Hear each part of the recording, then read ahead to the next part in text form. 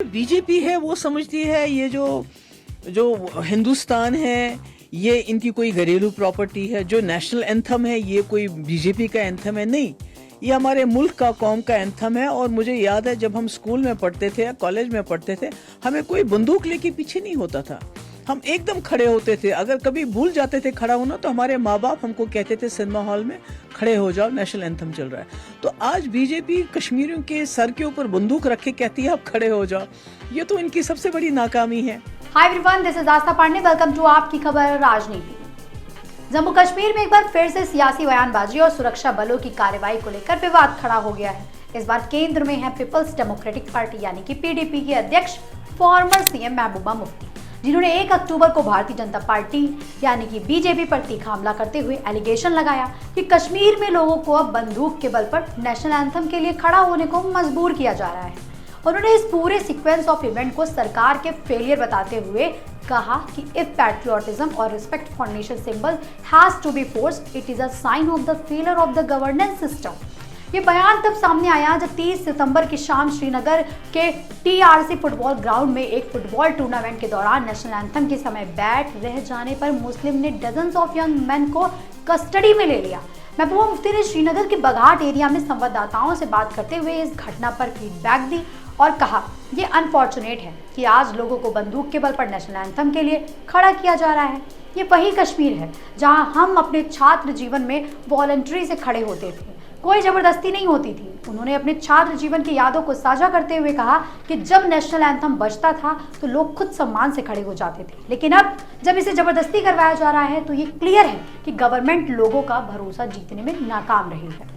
मामले की पृष्ठभूमि ये है कि श्रीनगर के टीआरसी स्थित सिंथेटिक टर्फ ग्राउंड में पुलिस शहीद फुटबॉल टूर्नामेंट का फाइनल मुकाबला खेला गया था, जिसमें जम्मू कश्मीर के लेफ्टिनेंट गवर्नर मनोज सिन्हा भी चीफ गेस्ट के रूप में शामिल हुए थे। इस दौरान नेशनल एंथम बजाया गया और खबरों के मुताबिक कई दर्शक, अधिकतर युवा, राष्ट्रगान के दौरान खड़े नहीं हुए, जिसके बाद पुलिस ने उनसे कम 15 लोगों को हिरासत में लिया जिसके बाद पुलिस ने उनमें से कम 15 लोगों को हिरासत में ले लिया। हालांकि इस हिरासत को लेकर कई तरह की बातें सामने आ रही हैं। हिरासत में लिए गए युवकों के परिवारजनों का कहना है कि राष्ट्रगान की शुरुआत का अंदाजा ही नहीं लग पाया क्योंकि बैंड की ध्वनि बहुत धीमी और अस्पष्ट थी, यानी कि बहुत ही अनक्लियर थी। उनका दावा है कि संगीत इतना हल्का था, इतना लाइट था कि वहां मौजूद बहुत से लोगों को पता ही नहीं चला कि राष्ट्रगान शुरू हो चुका है और इसी वजह से वे खड़े नहीं हो पाए। He described the police action as unnecessary and irresponsible. Police की ओर से अभी तक इस मामले में कोई ऑफिशियल स्टेटमेंट जारी नहीं किया गया है। हालांकि सोर्सेस का कहना है कि राष्ट्रगान के समय खड़े न होने को national honour and disgrace redressal act 1971 के वायलेशन के तहत देखा जा रहा है। This act classifies the deliberate disrespect of the national anthem and the national flag as an offense, जिसमें सजा का भी प्रावधान है।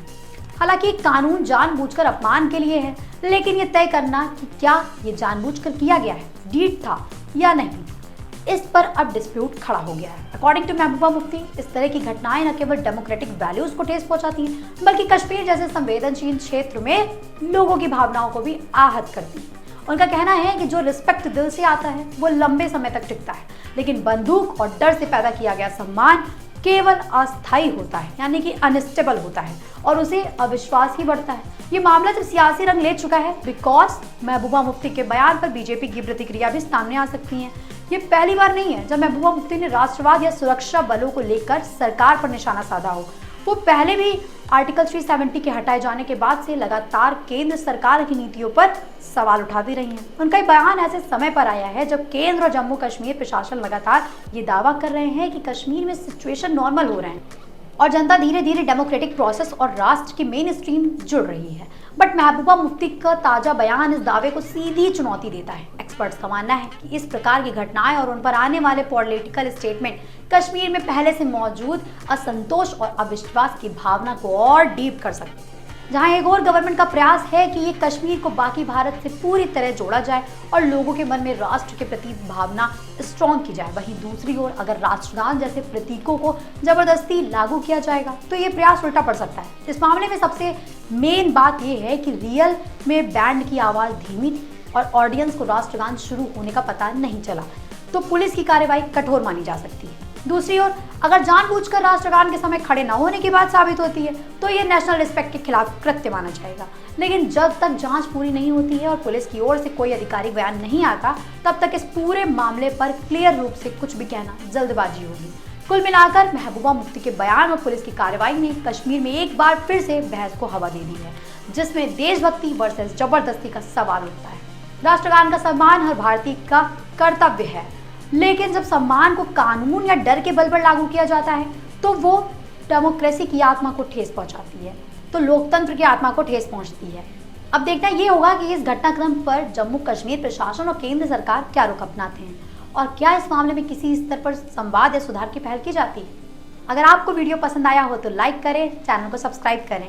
मिलते हैं अगली वीडियो में, तब तक के लिए बाय बाय।